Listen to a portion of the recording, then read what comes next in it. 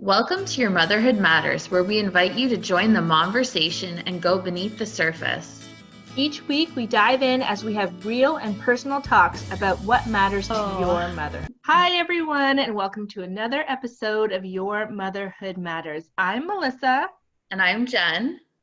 And we are here among the newly isolated people, and we are going to talk about how we're going to parent amongst this new situation that we're all facing that I don't think any of us have ever really faced anything to this scale before. So it's kind of new territory. So we thought we would kind of share our ideas of the best way to kind of move forward as moms amongst the coronavirus. It's really interesting too that you mentioned that, because I was thinking about the last really, scary epidemic really was SARS.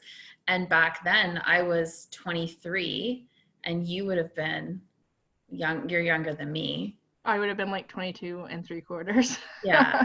So it was like so long ago and just a totally different stage of life. Like I remember, it was my last year of university. I was just, finishing up the graduation. They wouldn't shake our hands, but the commencement still went forward. And we didn't have, I don't recall this type of quarantine that we're experiencing right now, where it's just a total shutdown of services. So it definitely, and then of course now being parents to children, it sort of frames everything in a different lens, and having to make, really informed decisions that are rooted in preparation, but not panic. Because there's a lot of panic and hysteria in the media right now, and a lot of actions are being taken, but it's like so important, like that our kids are watching us and our every move and how we're responding to the situation. So I think it's definitely a really great opportunity for us to respond versus react, to know that we always have that choice, even when we're facing pandemic situations with 3-week school shutdowns currently. Yeah, I think it's very interesting because a lot of people around me are panicking and just having a lot of anxiety, and I'm having to say, like, that is not going to help.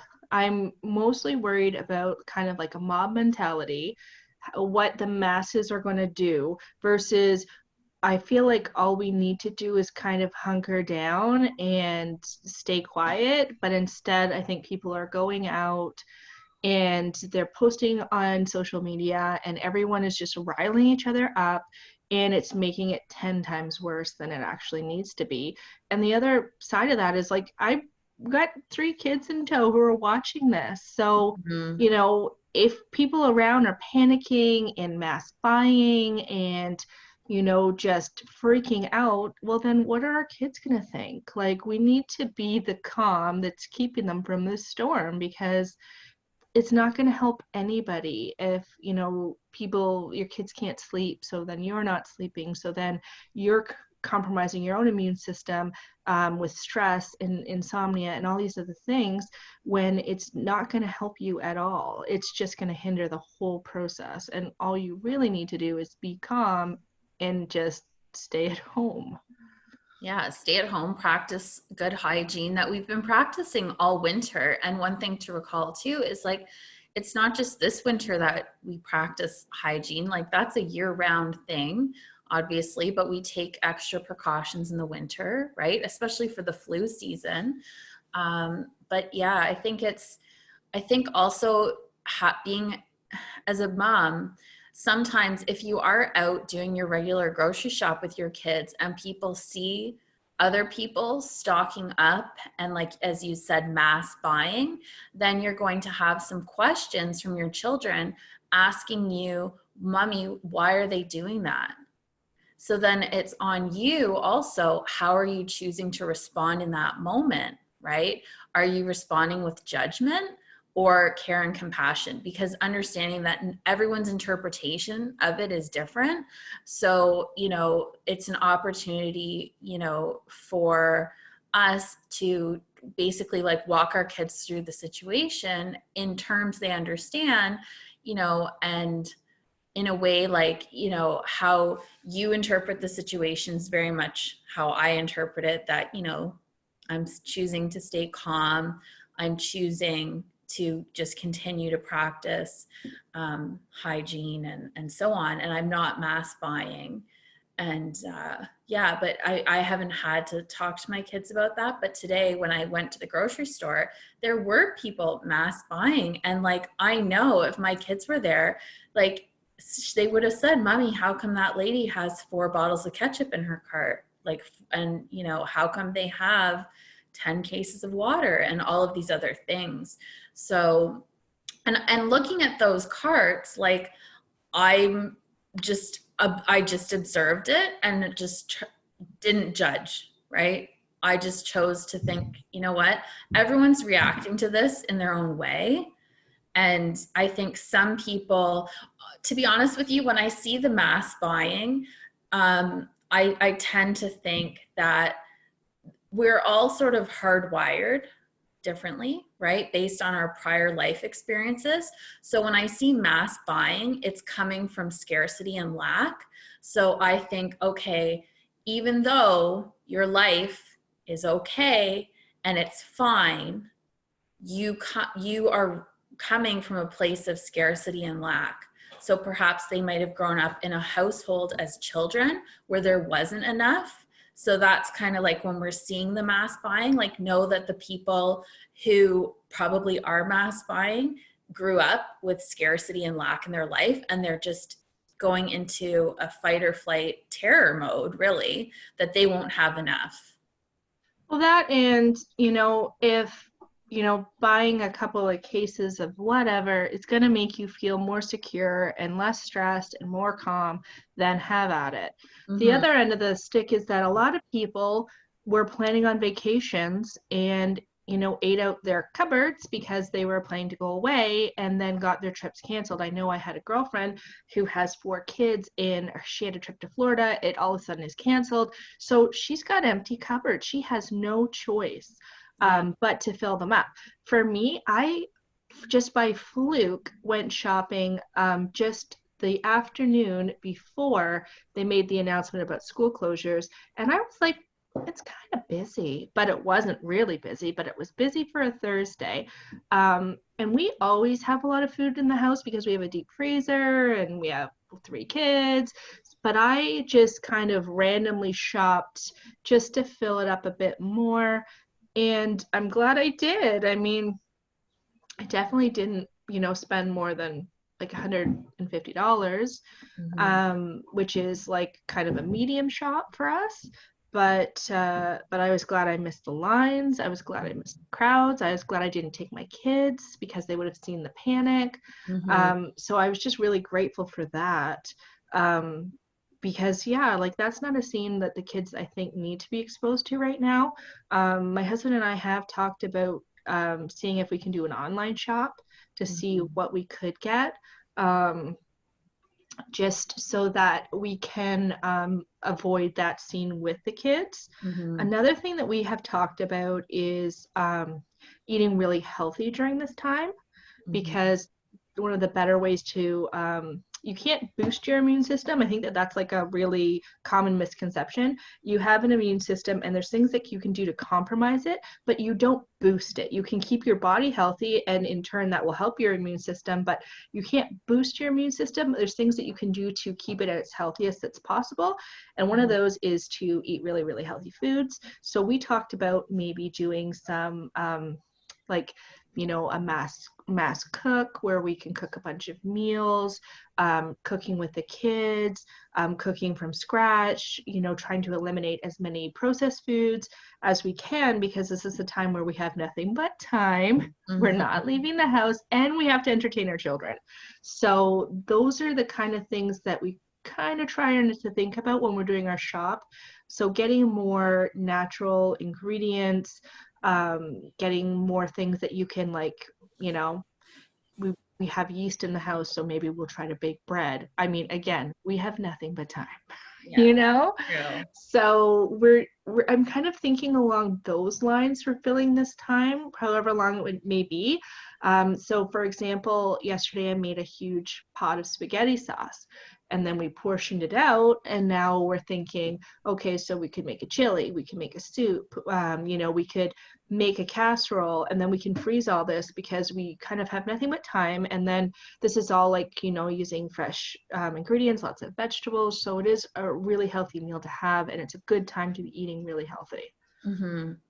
Yeah, I agree. I helped my brother make make some freezer meals the other day. And yeah, it was fun, like time spent together, learning new recipes because he uses recipes that I don't. So it was a fun time with family. And yeah, I think that it's not only is it fun, like you said, it's healthier, and it also helps teach some valuable skills to the kids with them learning how to cook, how to measure. We're bringing math into it with the measuring, and it's just, I think for a lot of people who are feeling some levels of panic, by preparing meals, it lets you feel like you have some control over what your family's eating, what they're consuming at this time. So instead of, like worrying, it's a way to transmute the worrying into love and caring for your family, right, in this time. And not only that, if you're feeling very worried and you have overshopped, and as you're preparing your meals, if you have a neighbor who is elderly, or you have a neighbor who's immune compromised, or anything like that, somebody who has a lot of children and has difficulty getting out of the house, or is a single parent, that's a really nice gesture, is to give them one of your freezer meals. Make some, if you portion it out and you have too much, share it with your community, right, that's around you, For because sure, that's for sure. connection. And yeah, for sure. I mean, I would say like it would be a nice gesture to drop it off if you know the person well enough that they'll eat it. You know what Mm. I mean? I wouldn't, I Oh, would for do it. sure. I would do it for someone that that would eat it, a close friend. And it's also a good way. Like I know that there's the health worry, but I think that there's also a big money worry. And I Mm-hmm. think that that's a whole different part that's going to come into it. So that while you are home during this time, it is a good idea to look at ways to spend less money. And cooking homemade meals is generally cheaper. And so it's not even that you're healthier, but it's also like if you have overshopped and you have all these ingredients and they're not going to be able to be used by the time, if you cook these meals, you can freeze them and still like don't waste anything right now. Mm-hmm. Not to be like, trying to work people up, but at the same time, there is a possibility that you might not be able to work at this time. So, let's stretch our money the best we can. And food is one of those things that you can make it stretch. You can really make it stretch. And a lot of people I don't think are used to that notion because they haven't had to be, and that, they don't have time. So they go for convenience. But now you may have time, and you want to, do things that are less convenient but are definitely way cheaper. So Mm-hmm. that's when it's like, could you make bread? Could you make casseroles? Could you go back to kind of the way they used to kind of cook back in the day, where, a lot of soups and things like that, where it's a very cheap to make, and per serving, and it goes a long way. Just in case you are home unexpectedly and you need to make your what's in your freezer last longer, or what's in your bank account last longer. Because, like that's a thing that I think a lot of people are worried about, is if they are unable to work from home, which not all jobs can. My job can, but my husband's job certainly can't. So if they're not able to work for, you know, 3 weeks, 5 weeks, 8 weeks, how are you going to make that work? Mm-hmm. No, it's true, especially, because the schools are shut down. A lot of people have their children involved in the school daycares, after school programs. And those calls went out today as well, that those programs are shut down. So I think that childcare in a lot of cases will be very difficult to come by. So yeah, absolutely. Figuring out a way that you can budget your meals and money accordingly. Yeah, that's one of the first things I thought of when they shut down the schools was because where we are in Ontario, they were offering strike pay for parents who were having to deal with childcare. Well, there's no strike pay involved in this. No. So, because the teachers are still getting their salary, as far as I know, they're still going to get their salary. So, they don't have a budget for helping out parents. And now parents are faced with paying for full-time daycare for children who were in school. So, where's that money going to come from if Right. they're able to work? So, parents have the option in some cases of staying home, sacrificing work to stay home, trying to work from home if you've never done that before with school age children, which I can tell you that's a nightmare. That's Mm-hmm. that's like an art form to try to figure that out, which I still haven't figured it out. So when I saw that, the first thing I did was post in my local groups, like I could take one or two children in, you Mm-hmm. know, because I have older children, because I only work part-time, that's feasible. But then, speaking to my husband, he's like, is that safe? Should we Right. be bringing extra people in the house? And it's another concern. Like, you kind of have to balance between, what's the need and what's the risk. Because I Right. know there's going to be a need for it, but what's the risk involved? And, I think it probably would be okay. Like, because from what I understand, and I do talk to doctors regularly for my job, and I have been asking them all these questions, that children, if they get it, it's very mild. I'm fairly healthy. My husband is the only one I'm concerned about because he does have some breathing issues. But As I you're like, oh, let's bring another child in. he'll be fine. But I mean, Oh, the last thing he wants to do is stop working. So no, I know. um, so yeah, yeah, it's kind of like it's a balancing act between trying to help people out and should we just all be staying in our homes and hoping for the best? Mm-hmm. No, definitely.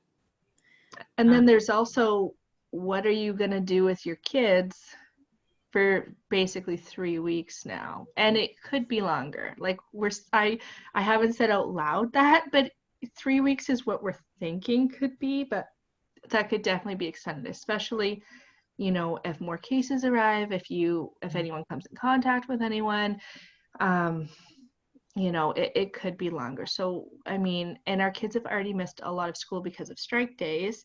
So, I mean, you also have to think about what impact it's going to have on their education. So, you need to start thinking, like, what are we going to do with our kids? Because there is, those play places and things like that, and drop-in groups, and even the library might not really be an option. mhm. So, what's the plan? And a lot of parents too are not used to filling those days, because when you are working during the week and you have your weekend with your children, usually you have a rough plan and outline of what you're doing, and it's usually not just spending the day sitting at home. Usually people are like, well, we're going to go grocery shopping, and then we're going to do this, and then we'll go here or there. So I think that that's going to be a big adjustment for parents. Mhm. um, so for myself, I have thought about it, um, because I already was planning to spend the second half of the March break with the kids. My kids are still going to go to their grandparents for a couple of days. And we have a lot of projects around the house that I'm very excited to do with them. Um, so we're going to be doing some DIY projects. Like I said, we're going to be doing a lot of cooking projects. We're going to do a lot of cleaning projects. And then on top of that, I really want to take a crack at doing some homeschooling with them. I think Mhm. that it would be a good time to try it, see what resources I can find online, see what I can find on Pinterest. Um, my one daughter was like, well, I don't need you to teach me. I already know everything. And I was like, well, that's great. You can you Was can that pick. number two? Oh, it is. I Yeah. said, well, you can pick a subject and you can teach it to us, because she does like to do that. She likes to research and then let you know things. So I thought that that would be interesting too, letting her do some research on her own and then coming to us and presenting what she found. So I think that that will also be interesting. I think it's a great opportunity to do that. Um, Definitely. I mean, and you're a teacher, like I don't even know what I'm doing. I'm just gonna see how it goes. And luckily my kids aren't so old that I'm like, I can't help. That's right. Yes, yes, yes. I But I know. mean, Yeah, but it is a great time to help them with like their, to take a personal like to create a personal project, because one thing that doesn't happen as much in school is the opportunity for them to have that free choice of what do you want to learn about. So yeah, I think that's a great use of time, and it really brings in a lot of different areas and a lot of important skills like reading, research skills, writing, presentation skills. I know my daughter loves putting the Google slides together, so I'll have to suggest this idea to her because I'm sure she'd like it. And my son definitely needs some, like he's in tutoring for reading and writing, so we'll continue that over this time. And he's very into dinosaurs, and there's a link somebody shared. I'll have to find it on Facebook and we can share it. It's 12 museums that are letting people do like online walkthrough tours. So perhaps if you have like older oh, kids, that might be interesting. yeah, I really wanted to try to get to the museum with my middle daughter as like a special, it was before this got this bad. And I was planning on doing it the week after March break because it was a short week before March break. So now that's kind of kaput. But yeah, that would be amazing. Like I think there are a lot of resources online. You just kind of have to dig a bit, Pinterest a Mhm. bit. But I think it would be worth it because I think like in the summertime and March break, we have this whole idea of like it's their fun time, like we need to keep them entertained, but it's like there's nothing saying that they can't be learning during this time. Mhm. And even like learning doesn't have to be like worksheets and boring and we hate No. this.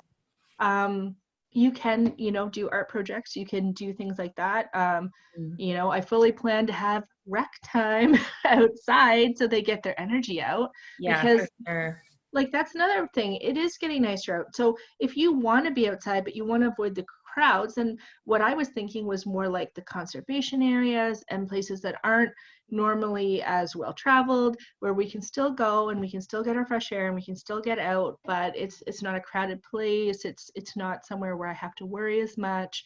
And we're still kind of getting them out of the house because I don't want to think of it as like a prison sentence. No. I still want to, and I think that that will help them too to just feel like it's normal, like it's still normal.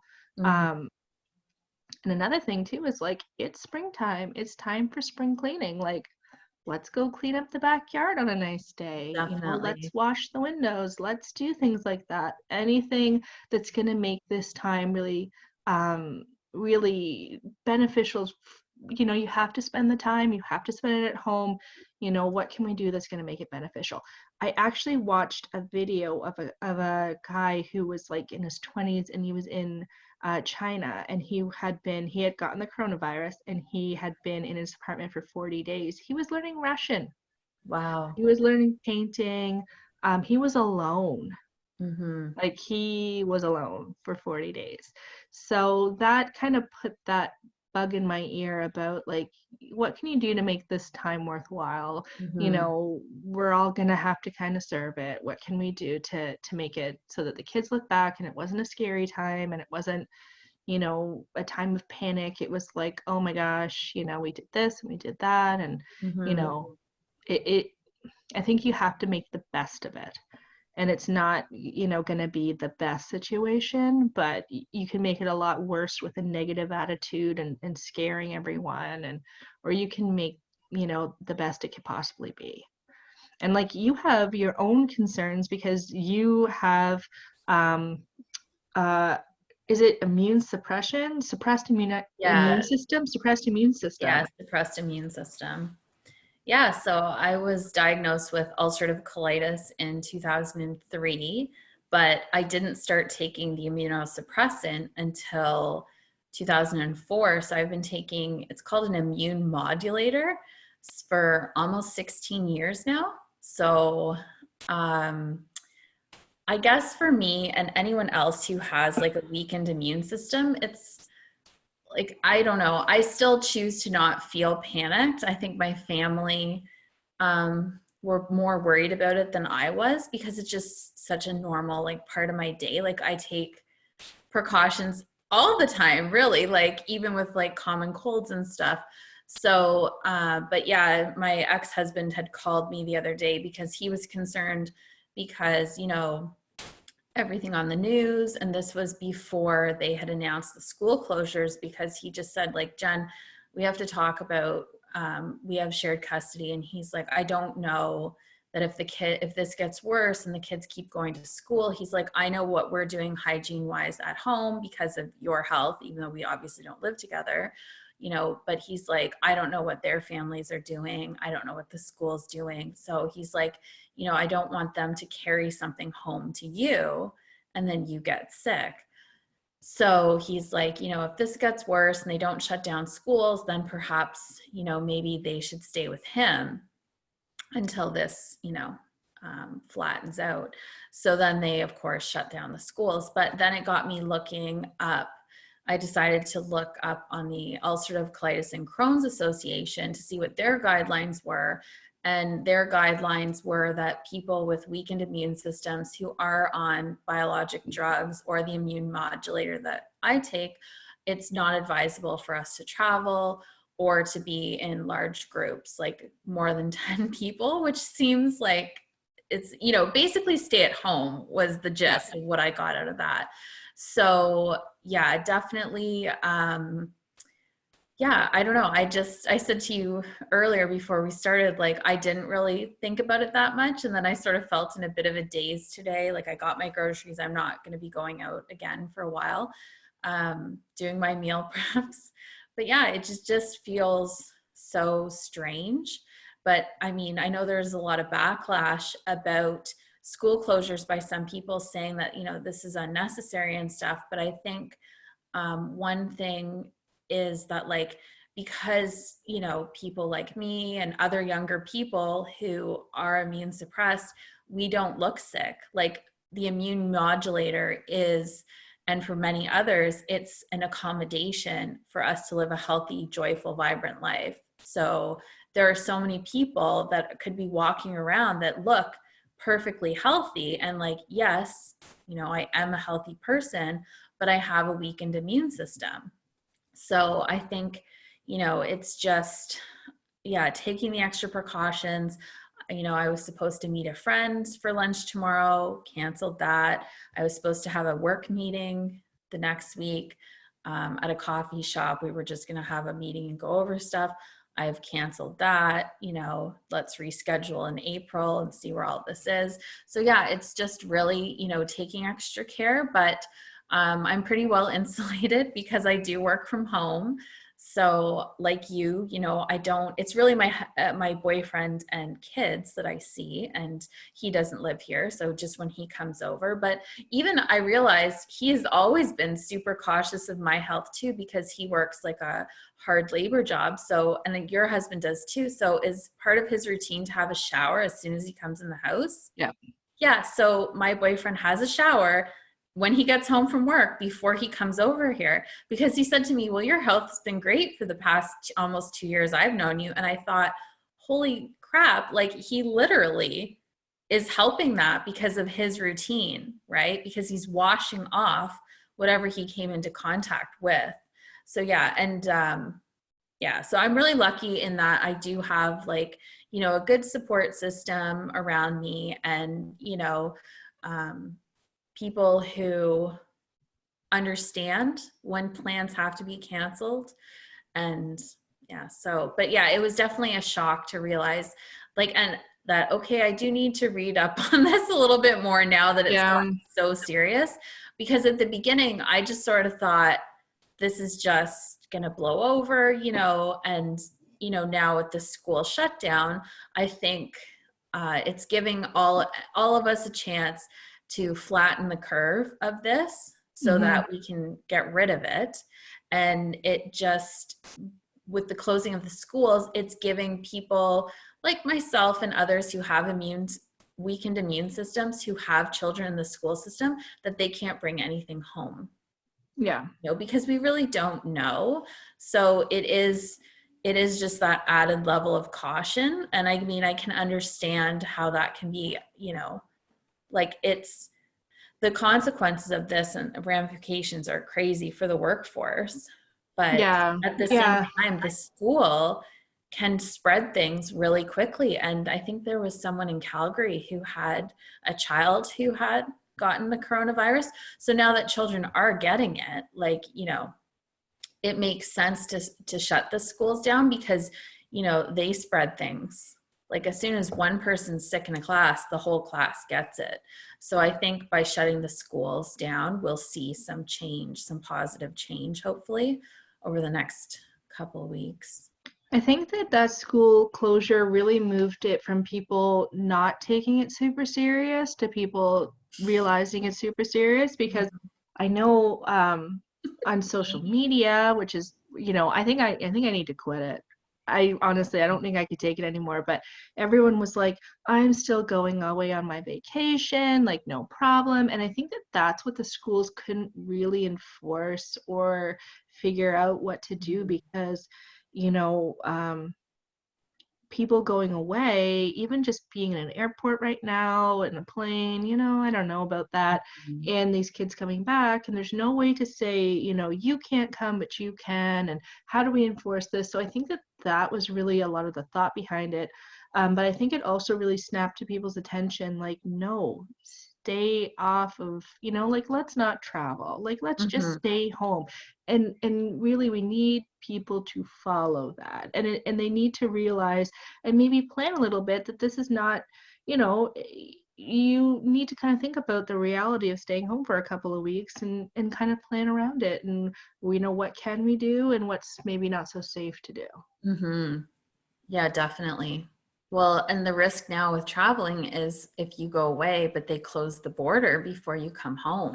Oh You don't yeah. know. You don't know. Well, Really, that truly. that and you just need to be conscious of the fact that, a lot of people who have this, they don't feel any symptoms, or their symptoms are really mild, and it Mhm. seems like maybe some people just kind of carry it, but they don't really get super sick. So, even if you don't really feel that bad, like my one girlfriend's like, "Oh, I have a cough, come over." I'm like, "No." No. No, because you don't know. Like even my one daughter, she had a cough last week, earlier in the week, and we said, for all we know, you've had it. Mm-hmm. Because it's mild in kids, we don't know, but we Mm-hmm. cannot get others sick, and that is why we're staying home, because you're strong enough to fight it off, and we're strong enough to fight it off, but maybe your great grandparents aren't. That's And great. that is why we're staying home. So people need to keep that in mind too. Like you could have it and not even know it, Mm-hmm. um, and be spreading it. So let's all just be super cautious, and then this will blow over faster, rather than everyone saying, oh, and then it's lingering and it hurts our economy worse. It hurts everyone's personal finances worse. Let's just do our time and move on. Mm-hmm. Yeah, Big I, time. I agree. I agree. Especially for people like you, where, you might not think twice, or even my husband, you might not think twice, but, he does have a puffer, and he does have allergies, and he does, have breathing issues. So I really don't want him to get this. So, No. it's not only the elderly people that you think are the ones at risk, it's also people that you don't think. And we think that kids are fine and they fight it off, but not all kids have the best immune system, and you don't really know what's going on with these kids. So we just all need to be careful, and kind of plan for this time, and make the best of it. Yeah, definitely. Just be compassionate with people because you just don't know their situation. Yeah, for sure. For sure. And just go back to those kind of healthy habits that will help to nurture a healthy immune system. So get your sleep, try not to stress, um, you know, uh, eat healthy. And obviously, drinking is not going to help the situation. Smoking is not going to help your situation. So just practice healthy habits, get outside, get fresh air, and, spend more time in nature and less time in crowds. Mm-hmm. Yeah, that's great advice. So you're going to share some of these recipes you're going to make in the Facebook page with us? You know what I'm actually gonna make is so when I was shopping, I wasn't even thinking like mass cooking because if I was thinking mass cooking, I would have gotten other things. But what I was thinking is like around the time of SARS or maybe just after, this is how long ago I used to make this. I used to make homemade pizza rolls with egg Oh, roll wraps. So I happen to have some leftover chicken legs that I'm going to debone, and I'm going to do some Alfredo and broccoli and make it a little wrap and an egg roll, and then make pizza egg rolls as well. So that's kind of the plan, and then work with the pasta sauce. I got a whole bunch of stuff to make homemade Chinese food because my husband hates Chinese food, so I have to make it homemade just so I can have it, basically, yeah. because I'm not going to order it for one. No. So yeah, those are the kind of things that I'm thinking so far. Um, but the last time when I did do a feature for a publication I used to work with where I Mhm. did a mass cook. And my favorite thing to get for a mass cook is a couple of whole chickens. And I find like if you get them from Walmart, it's usually like just as much to buy them cooked as it is to buy them raw, unless there's an amazing deal. So that's what, and if you go at certain times, which you won't right now, but like in the future, if you go at Not certain, right now. no, not right now, but if you go at certain times, they're even like on sale. Okay. And what I'll do is I'll debone a chicken. I'll use the meat for like taquitos. I'll use it for a pasta recipe. I'll use it for a soup where I'll use the carcass and then I'll use the meat. So I'll make a soup. So it's like three big meals out of it. The thing that I did get for a mass meal, which I didn't even plan, was I got some sausage rounds and I got a bunch of eggs. I got 2 dozen eggs and I'm going to make breakfast sandwiches. Oh, nice. Those are a good one for any time because if you can get the English muffins on sale, which you usually I should, can, I'll have to remember that because Jillian really likes those breakfast sandwiches, and to go and buy them, it's like there's too much. They're too much. And you expensive. know what? The hash browns that you She can doesn't get. like the eggs, so all I need is the sausage and the English muffin and cheese. Well, I have a silicone muffin tin that I love, and I'm gonna do like scrambled eggs with a little bit of cheese, so it's not like just like a regular, you know. And I'm gonna cook it in the oven so I can make like 12 eggs at once. So that's the plan. And then for me, like I would even like some peppers and onions and stuff on my eggs. My kids won't eat that. Mhm. But the thing is getting a good sausage round. I picked a different flavor this time, but I've gotten them before. Some are just disgusting. So sometimes it's like you have to get bacon, but Okay. you have to find a good sausage round because some of them are just disgusting. I think I have maple leaf this time I'm gonna try. Okay. But yeah, like I did a when I did my last mass cook, I did those. Those are things that like the kids like. They like to do it because they Yeah. could like mix up the eggs. Like I'll fry the sausage and then they can help me put it together. And then what I believe I did last time is you let it cool down. I toasted the English muffin first and I buttered it because this isn't low Right. fat. And then you wait for it to cool down, you wrap it in saran wrap, and then you put it all in a Ziploc so that it's in a Ziploc freezer bag, but then it's in its own individual little Oh, thing. okay. Yeah, like last time I cooked, I think it was 2 days. And you freeze it. Yeah. Okay. So then in the morning, you just like take it out and put it in. And like if you get those hash browns, like those little hash browns you can get from like Walmart, like I'm not saying that's the only place I shop, but it's the only place I shop pretty much. You can put them in the toaster. You Oh, have wow. to toast them like 2 times probably to get them like nice and crisp. But really, like if you were needing to be on the go and you wanted to save money and you didn't want to do like a fast food meal, or maybe like my husband and I really like if we're going on a trip to leave first thing in the morning because the kids are literally too tired to fight. Like they have no fight in them. It'll take them That's like an true. hour to wake up. And then we also like to bring food because that's like as soon as they're like squabble, we just throw food at them. So if you are going on a trip like that where you would normally go through a drive-through, you could take these sandwiches, put them in the microwave, and then put a bunch of hash browns either in the toaster or if you had a toaster oven. And then like literally it's the exact same like greasy food they want, but it's like, a third of the cost. Yeah. That's awesome. I Yeah. always Now learn I'm so much so from you. hungry. I'm so hungry right now. Oh my gosh. Well, this has been great. So hopefully everyone has gotten some good tips on how to spend the next 3 weeks with your kids. And we would love to connect with you more and hear about them on the Facebook page. Yeah, I'm definitely planning on posting what we're doing each day, how it's going, what we're making that day.